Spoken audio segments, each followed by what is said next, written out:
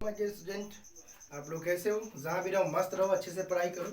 और class 10th और 12th के बच्चे आप अच्छे से आप टाइम टेबल के अकॉर्डिंग मेहनत करो और अपने हैंड राइटिंग में विशेष ध्यान दो। तो चलिए, मैं natural classes by Pradeep sir chemistry के लेटेस्ट वीडियो में फिर से आपका स्वागत करता हूँ। तो क्लास 10th के बच्चों के लिए एक खुशखबरी है। आपकी केमिस्ट्री में ज़्यादा टेंशन लेने की कोई बात नहीं है। मैं आज से आप लोगों को केमिस्ट्री के जितने भी इम्पॉर्टेंट क्वेश्चंस हैं वो मैं आपको डे बाय डे करके आपको बताऊंगा, ताकि एग्ज़ाम में कोई प्रॉब्लम ना हो और आप अच्छे से उसको रिकवर करो और अपने कॉपी में उसको नोट्स करो। ठीक है। अब आज का टॉपिक जो मैं लेकर आया हूँ बहुत बहुत इम्पॉर्टेंट है, क्योंकि इसमें 1 नंबर का आपके लिए ज़रूर आता है। तो लेकिन चलने से पहले आप मेरे चैनल को सब्सक्राइब करना ना भूलें। ठीक है। और शेयर, लाइक, कमेंट जितना करोगे उतना भी मुझको लगेगा कि नहीं, मैं आपके लिए कुछ अच्छा कर रहा हूँ। ठीक है। तो आइए स्टार्ट करते हैं और पक्का लिख लो इसको, ये 1 नंबर का या 2 नंबर का ज़रूर आता है। ठीक है। तो चलिए स्टार्ट करते हैं। Let me start now. Electron dot structure. Electron dot structure. अगर इलेक्ट्रॉन अगर मैं बोलूँ, डॉट माने अगर मैं बोलूँ कि डॉट माने क्या होता है, तो डॉट माने क्या होता है, ये चीज़ होता है। ठीक है। इसी को हम डॉट कहते हैं, याद रखना। स्ट्रक्चर अगर मैं बोलूँ, स्ट्रक्चर क्या होता है, स्ट्रक्चर, तो स्ट्रक्चर माने क्या होता है, संरचना होता है। क्या होता है, विस्तार होता है। क्या बोलते हैं, संरचना। संरचना या इसको क्या बोलते हैं, विस्तार बोलते हैं। क्या बोलते हैं, विस्तार। अच्छा, इलेक्ट्रॉन की मैं बात करूं, अगर इलेक्ट्रॉन की मैं बात करूं तो याद रखना, इलेक्ट्रॉन क्या होता है, इसको ई से इंडिकेट करते हैं, उस पर डॉट क्या हो, इस पे चार्ज क्या होता है, माइनस होता है। ठीक है। अच्छा, इस पे कंडीशन की मैं बात करूं, अगर कंडीशन की मैं बात करूं तो किस किस कंडीशन पे ये रहता है, ये पहले तो क्या होता है, हमारा एक वैलेंस इलेक्ट्रॉन होता है। क्या होता है, वैलेंस इलेक्ट्रॉन होता है। वैलेंस इलेक्ट्रॉन पे निर्भर करता है। वैलेंस इलेक्ट्रॉन माने क्या होता है, संयोजी इलेक्ट्रॉन। क्या होता है, संयोजी इलेक्ट्रॉन। और संयोजी इलेक्ट्रॉन किसे कहते हैं, तो याद रखना, किसी तत्व के परमाणु के बाह्यतम कोश में जितनी इलेक्ट्रॉन की संख्या होती है उसी को हम क्या कहते हैं, वैलेंस इलेक्ट्रॉन कहते हैं। हाँ कि ना, बोलो, समझ में आ रहा है ना? फिर से मैं रिपीट कर रहा हूँ कि किसी तत्व के परमाणु के बाह्यतम कोश में जितनी इलेक्ट्रॉन की संख्या होती है उसी को हम क्या कहते हैं, वैलेंस इलेक्ट्रॉन कहते हैं। उसके बाद कंडीशन नंबर सेकेंड चलते हैं। इन्हीं वैलेंस इलेक्ट्रॉन को हम क्या करते हैं, डॉट के द्वारा क्या करते हैं, लिखते हैं। क्या करते हैं, डॉट के द्वारा लिखते हैं। याद रखना, ये कंडीशन नंबर 1। कंडीशन नंबर 2, इन्हीं वैलेंस इलेक्ट्रॉन को हम किसके द्वारा लिखते हैं, डॉट के द्वारा क्या करते हैं, डॉट के द्वारा लिखते हैं बेटा। उसके बाद कंडीशन नंबर 3, याद रखना, जो हमारा डॉट होता है, अगर मैं डॉट 2 तरीके से आते हैं, ये जो डॉट होता है कितने तरीके से आते हैं, 2 तरीके से आते हैं। तरीका की मैं बात करूं, थोड़ा सा तरीके की बात करूं, तो एक होता है हमारा पेयर और दूसरा होता है अनपेयर होता है। हाँ कि ना, बोलो। याद रखना, डॉट के द्वारा अगर मैं लिखूं तो एक पेयर होता है और दूसरा क्या होता है, अनपेयर। और पेयर की मैं बात करूं तो क्या होता है, डॉट की संख्या अगर 2 हो तो उसे कहते हैं पेयर, अगर डॉट की संख्या कितनी हो, 1 हो, तो उसे कहते हैं अनपेयर। हाँ कि ना, समझ में आ रहा है कि नहीं? इसे फटाफट क्या करो, स्क्रीनशॉट ले लो। उसके बाद नेक्स्ट चलते हैं, क्या चीज है, ले लो। कंडीशन नंबर 3 देखते हैं बच्चों। देखो, ये 3 है और 3 क्या होता है, ये जो हमारा क्या होता है, ये जो इलेक्ट्रॉन डॉट स्ट्रक्चर होता है, वैलेंसी पर क्या होता है, वैलेंसी के थ्रू हम क्या करते हैं, देखते हैं। और वैलेंसी माने क्या होता है, अयुग्मित इलेक्ट्रॉन की संख्या को क्या कहते हैं, वैलेंसी कहते हैं। अयुग्मित इलेक्ट्रॉन की संख्या को मतलब अनपेयर, मतलब नंबर ऑफ अनपेयर। आप बोलोगे नंबर ऑफ, क्या बोलोगे, unpair. Unpair, number of unpair मतलब अयुग्मित इलेक्ट्रॉन की संख्या को क्या कहते हैं, वैलेंसी कहते हैं। ठीक है ना, ये था हमारा कंडीशन। अब आपको हम बताते हैं कि वैलेंस इलेक्ट्रॉन और वैलेंसी कैसे निकालते हैं। ठीक है। तो देखते हैं थोड़ा सा एग्जाम्पल में, क्या देख लेते हैं एग्जाम्पल में। जैसे मान लो, लेट, अगर मान लो कोई क्या है, कोई एलिमेंट है जिसको मैंने एक्स माना, ये हमारा क्या है, एलिमेंट है। क्या है, एलिमेंट। ये क्या है, एलिमेंट है। इसको मैंने क्या माना, एक्स माना। अगर इसको मैं x मान रहा हूं और इसी का एटॉमिक नंबर की मैं बात करूं, एटॉमिक नंबर की बात करूं बच्चों, तो एटॉमिक नंबर अगर मान लो मैं 6 ले लेता हूं, तो ये क्या हो जाएगा, x माने 6। अगर मैं इलेक्ट्रॉनिक विन्यास की बात करूं, अच्छा देखो हम क्या करते हैं, इलेक्ट्रॉनिक विन्यास भी निकालते हैं। और इलेक्ट्रॉनिक विन्यास याद रखना ज्यादातर हम क्या निकालते हैं, 2, 8, 18 और 32 के तौर पे निकालते हैं बच्चों। ये इलेक्ट्रॉनिक क्या होता है, इलेक्ट्रॉनिक क्या होता है, कॉन्फ़िगरेशन होता है, कॉन्फ़िगरेशन याद रखना, ठीक है, कॉन्फ़िगरेशन होता है 2, 8, 18, 32, ठीक है ना। और याद रखना कि अगर परमाणु के बाह्यतम कोश में, और याद रखना कि हमेशा परमाणु के बाह्यतम कोश में क्या होता है, इलेक्ट्रॉन की संख्या क्या होना चाहिए, 8 होना चाहिए, तभी जाके क्या होगा, अस्थाई होगा। और अगर अस्थाई नहीं होता है तो या तो हम इलेक्ट्रॉन को देते हैं या तो क्या करते हैं, साझेदारी करते हैं, ठीक ना। उसी को हम क्या करते हैं, देखते हैं ना। याद रखना अगर मैं 2, ये हो गया 2 और ये हो गया 4, 2 और 4 कितना हो गया बच्चों, 4, 2 और 4 6 हो गया। इसी को हम क्या कहते हैं, इसी 4 को हम कहते हैं वैलेंस, क्या कहते हैं, वैलेंस इलेक्ट्रॉन कहते हैं। याद रखना क्या कहते हैं, वैलेंस इलेक्ट्रॉन कहते हैं, हाँ कि ना, बोलो आ रहा है समझ में ना।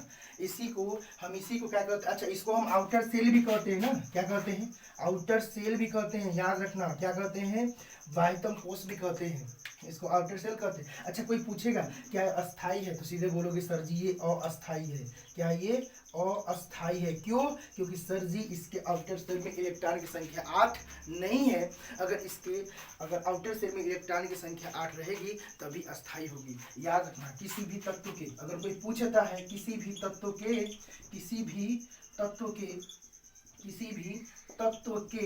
बाह्यतम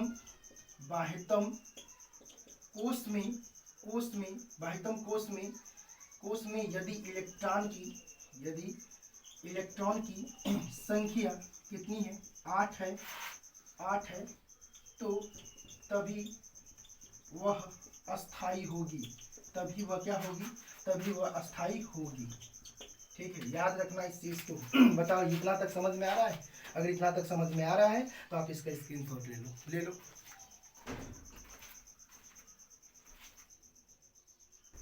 चलो बच्चों देखते हैं नेक्स्ट। मैंने बताया अभी स्ट्रक्चर बताता हूँ। मैंने बताया कि अगर इसका कोई बैलेंस, अगर इलेक्ट्रॉनिक, मैंने बताया कि अगर किसी तत्व के परमाणु क्रमांक कितना है, 6 है, तो उसका हम बैलेंस इलेक्ट्रॉन कैसे निकालते हैं, ठीक है। थोड़ा सा उसका स्ट्रक्चर देख लेते हैं। मैंने भी बोला कि जो एक्स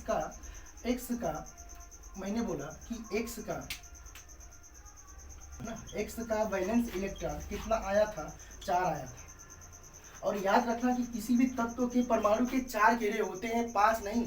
किसी भी तत्व के परमाणु के, अगर मैं बात बताता हूँ, किसी भी तत्व के, अगर ये एलिमेंट है, अगर क्या है, एलिमेंट है, अगर ये आपका एलिमेंट है तो इसे कितने घेरे होते हैं, 4 घेरे होते हैं, 4 घेरे होते हैं, 5 नहीं। याद रखना 5 नहीं, माने 4 घेरे माने क्या, 1 2 3 और क्या होता है, 4 होता है, ठीक है। और इसी में हम क्या करते हैं, बैलेंस इलेक्ट्रॉन को सब्स्टिट्यूट करते हैं, लिखते हैं। तो आइए इसको देखते हैं, लिखते हैं कैसे। अगर ये हमारा x, तो बताना x का बैलेंस इलेक्ट्रॉन कितना है, 4 है ना। यहाँ बना लो 1 2 3 1 4, ठीक है। अब बताओ यहाँ पे कितना है, 1 2 3 4, देख रहे हो। अच्छा इसी को तो हम डॉट बोलते हैं ना, क्या बोलते हैं, डॉट बोलते हैं। मैंने बताया था कि अगर 2 डॉट रहे, अगर यहाँ पे 2 डॉट रहे तो तब तो हमारा पेयर है, लेकिन अगर 1 डॉट है तो वह हमारा क्या हो जाएगा, अनपेयर हो जाएगा। और इसी अनपेयर को बेटा हम क्या कहते हैं, वैलेंसी कहते हैं। क्या कहते हैं, वैलेंसी कहते हैं, हाँ कि ना, बोलो। इसी अनपेयर को हम क्या कहते हैं, वैलेंसी कहते हैं। क्या कहते हैं, वैलेंसी।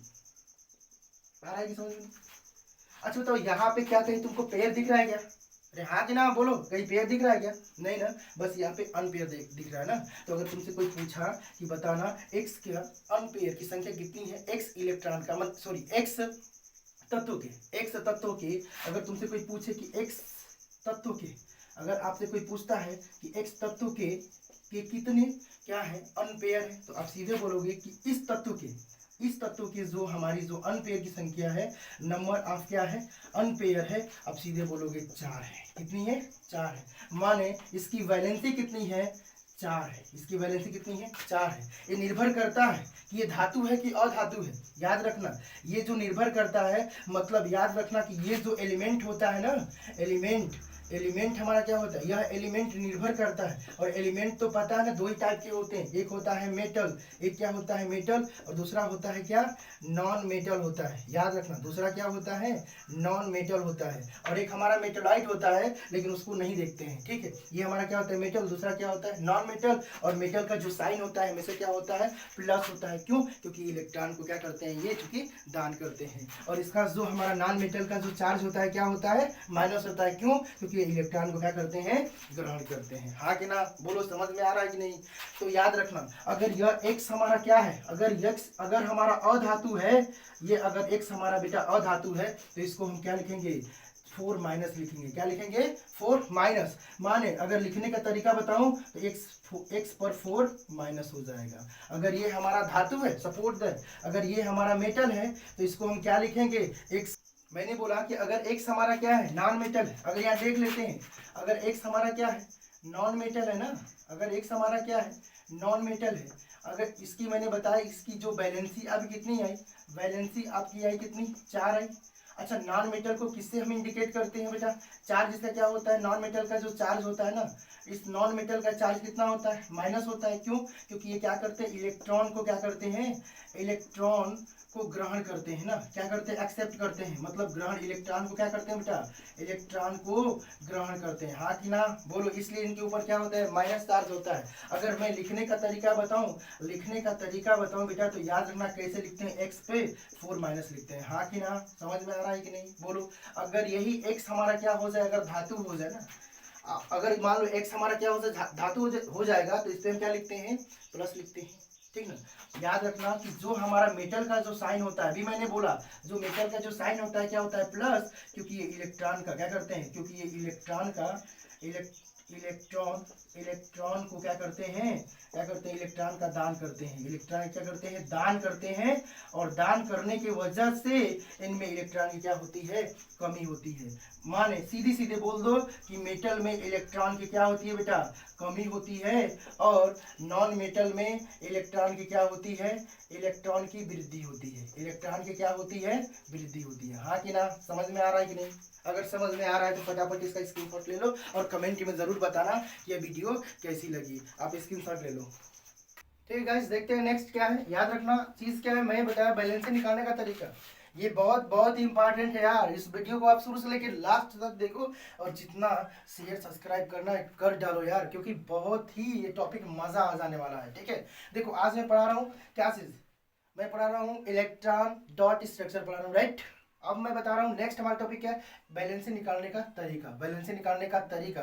और याद रखना इसमें जो मैं ये रेड कलर से क्या किया हूँ, घेरा बनाया हूँ, हाइड्रोजन और हीलियम, ये दोनों ऐसे क्या होते हैं, एलिमेंट होते हैं जो अष्टक के नियम का पालन नहीं करते हैं। ये क्या बनाते हैं, डुप्लेट बनाते हैं। क्या बनाते हैं, डुप्लेट बनाते हैं, और बाकी जितने भी तत्व हैं वो अष्टक के नियम का पालन करते हैं। और दूसरी कंडीशन यह है कि यह डॉट जो होता है एस और पी ब्लॉक के लिए अनिवार्य होता है।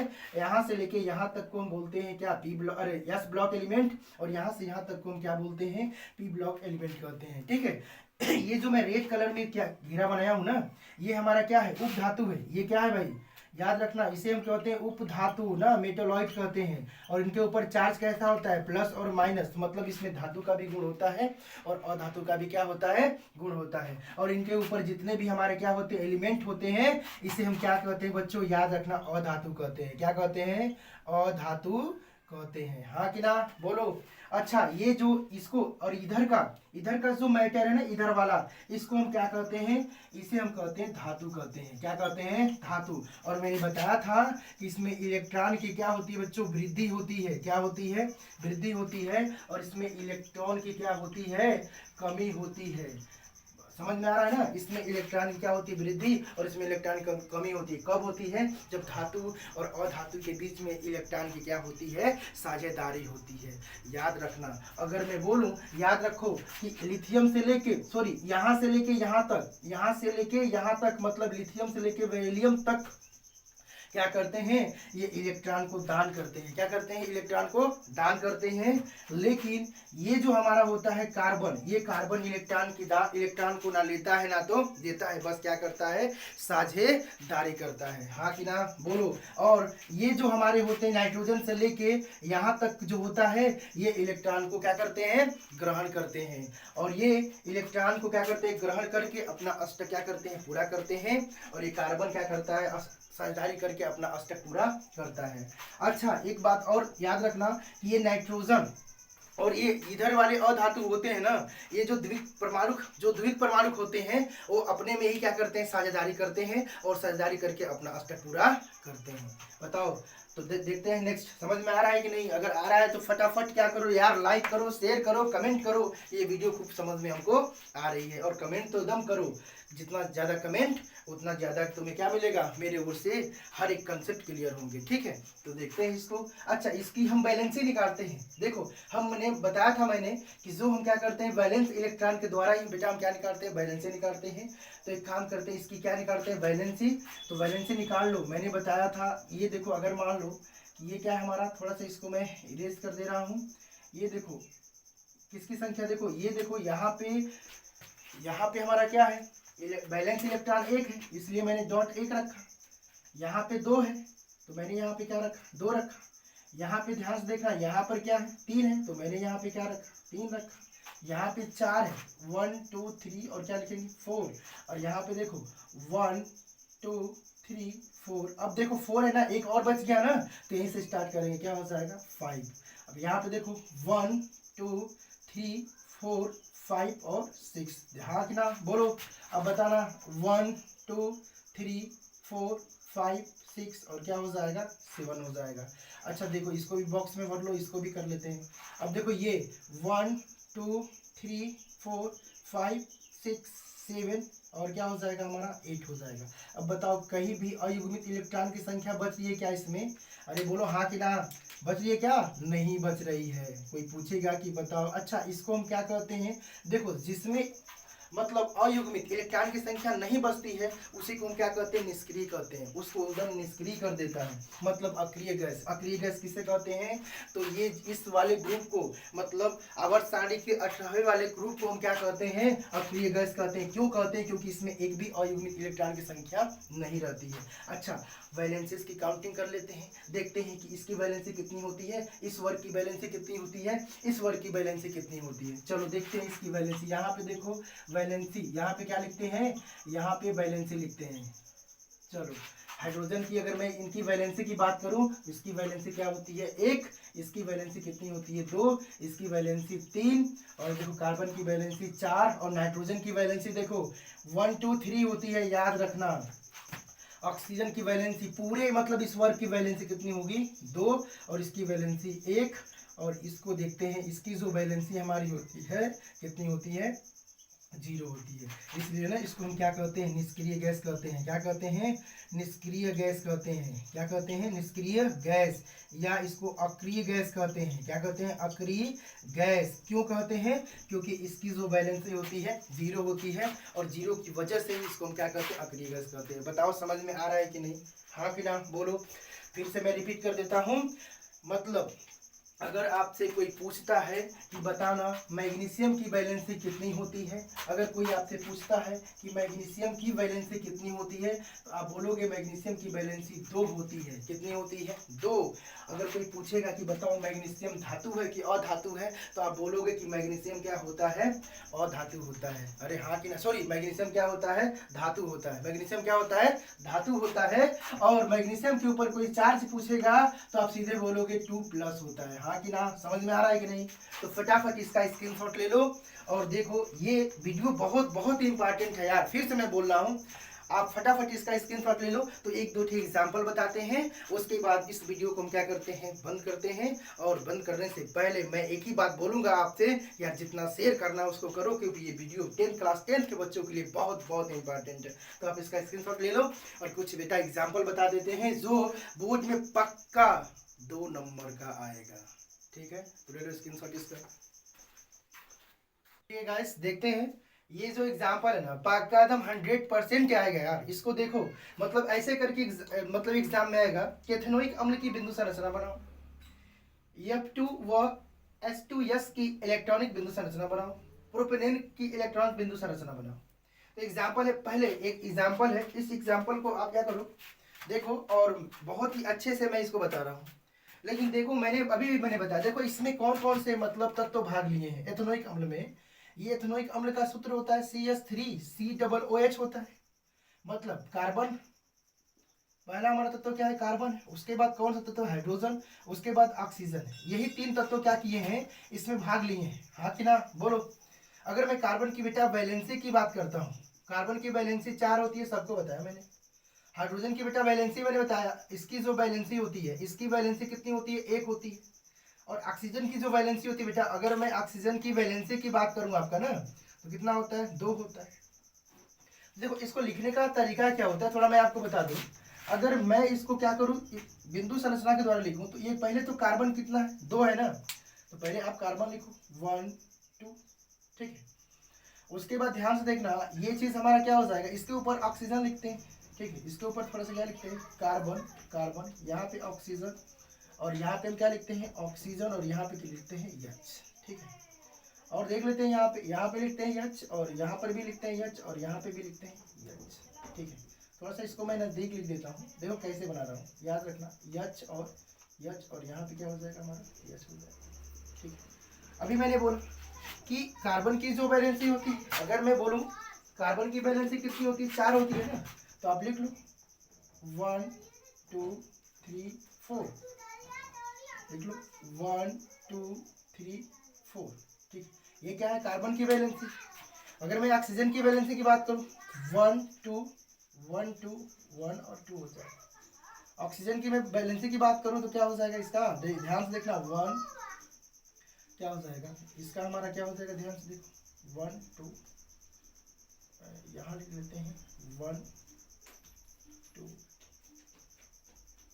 यहाँ पे, ठीक। अब देख लेते हैं इसकी वैलेंसी। इसकी हाइड्रोजन की वैलेंसी 1 होती है ना, हाइड्रोजन की वैलेंसी कितनी होती है, 1 होती है।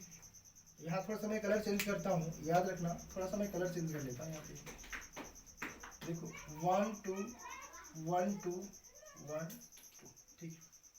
6 होती है, मतलब वैलेंसी इलेक्ट्रॉन 6 होती है, वैलेंसी 2 होती है। हाइड्रोजन की वैलेंसी 1, हाइड्रोजन की वैलेंसी बेटा कितना होती है, 1, हाइड्रोजन की वैलेंसी कितनी होती है, 1। ध्यान से देख लो। अब सबसे बड़ी बात यह है कि थोड़ा हम इसका देख लेते हैं, इसको हम देख लेते हैं, इसका क्या, इसको हम देख लेते हैं इसकी थोड़ा, ठीक है।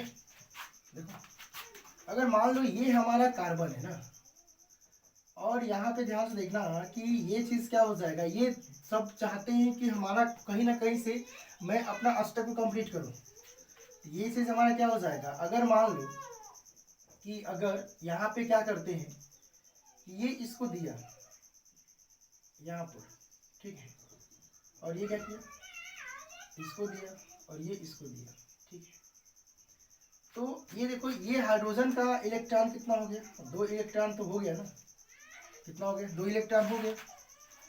और यहाँ पे ध्यान से देखना, इस कार्बन को भी चाहिए 8 इलेक्ट्रॉन, इससे भी 2 लेगा, 1 2 3 4 5 6 7 8, तो ये क्या करेगा, इन पूरे से ले लेगा, देखो रख लो, लिया कि नहीं, थोड़ा सा इसको नीचे लिख दो, क्या दिक्कत है।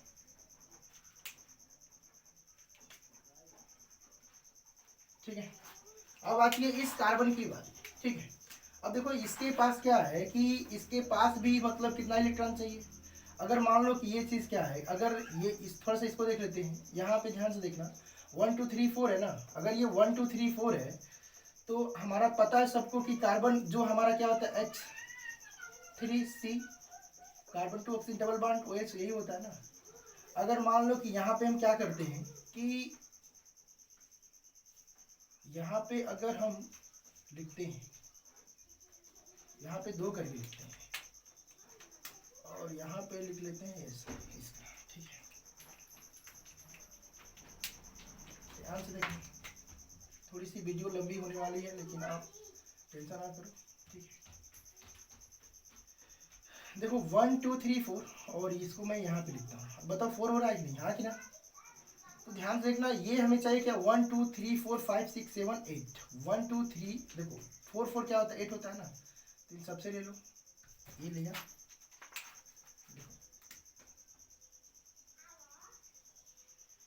हो रहा है कि समझ में आ रहा है कि नहीं, बोलो। और बताओ ऑक्सीजन को भी देखते हैं ना, ऑक्सीजन भी क्या किया, इन लोगों से लिया और ये भी अपना स्टेप पूरा किया, देख लो। अब बताओ यहाँ पर इसके बीच में भी 2 इलेक्ट्रॉन की साझेदारी हो रही है ना, लेकिन यहाँ पे कितने इलेक्ट्रॉन की हो रही है, 4 इलेक्ट्रॉन की साझेदारी हो रही है, ध्यान से देखो। और यहाँ पे ध्यान देखो, ये तो हमारा ऐसे हो जाएगा, और ये देखो अगर ये ऑक्सीजन क्या है, 1 2 3 4 5 6 7 8, ये पूरा ऑक्सीजन भी अपने आप को क्या करेगा, कंप्लीट करेगा, इन सबसे ले लेगा ना, हाँ कि ना, बोलो। तो यहाँ पे देखो, यहाँ पर 2 इलेक्ट्रॉन की साझेदारी हो रही है, यहाँ पर भी 2 इलेक्ट्रॉन की साझेदारी होती है। याद रखना, जहाँ पर 2 इलेक्ट्रॉन की आपस में साझेदारी होती है वहाँ पे सिंगल बॉन्ड बनता है, जहाँ पे 4 इलेक्ट्रॉन की आपस में साझेदारी होती है वहाँ पे डबल बॉन्ड बनता है, ठीक है। और जहाँ पे 6 इलेक्ट्रॉन की मतलब 6 डॉट की साझेदारी होती है वहाँ पे ट्रिपल बॉन्ड बनता है। तो बताना इसे कैसे हो जाएगा। यहाँ पे देखो, ये कार्बन है, इनके बीच में 2 इलेक्ट्रॉन साझेदारी, तो ये H हुआ। ये क्या है, यहाँ पे H, यहाँ पे सिंगल बॉन्ड, और यहाँ पर भी ये, लेकिन यहाँ पे क्या हो गया, डबल बॉन्ड, इसलिए कि यहाँ पे 4 इलेक्ट्रॉन साझेदारी हुई है, और यहाँ पे O और यहाँ पे O, यहाँ पे O और क्या हो जाएगा, ये H हो जाएगा। ये क्या हमारा इथेनोइक अम्ल की क्या है, इथेनोइक अम्ल की बिंदु संरचना है, ठीक है। तो आप क्या करना, एक काम करना कि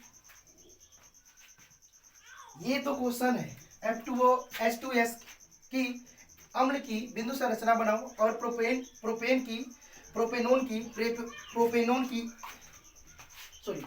की इलेक्ट्रॉन बिंदु संरचना बनाइए। ये 2 क्वेश्चन आपके लिए मैं होमवर्क दे दे रहा हूँ, आप कमेंट करके इनका सॉल्व कमेंट में आप इनका क्या करोगे, आप इसको सॉल्व करके क्या करोगे, मुझे दोगे, ठीक है, कि इसका सर आंसर कितना होता है, ठीक है। तो बताइए, ये चीज़ आप अपने कॉपी में जरूर नोट करना। और ये होमवर्क मैं देखता हूँ कितने बच्चे क्लास 10 के कितने बच्चे इसको क्या करते हैं, सॉल्व करके मेरे कमेंट में बताते हैं कि सर इसका इलेक्ट्रॉनिक बिंदु संरचना ऐसे होगा, ठीक है। तो गाइस आज के लिए बस इतना ही। ये वीडियो कैसा लगा आप कमेंट में ज़रूर बताना। और क्लास 10 के बच्चों से मैं यही कहूँगा, बेटा ये वीडियो को आप बहुत ही अच्छे से देखो, क्योंकि बहुत ही इम्पॉर्टेंट वीडियो है और ये एग्ज़ाम में 100% आता है, जो बहुत ही क्या रखता है, बहुत बहुत मायने रखता है। तो आप कमेंट में ज़रूर बताना गाइस कि ये वीडियो कैसा लगा, ठीक है। तो आज के लिए बस इतना ही, और चलने से पहले आप मेरे वीडियो को लाइक शेयर कमेंट और सब्सक्राइब करना ना भूलें। Take care, bye.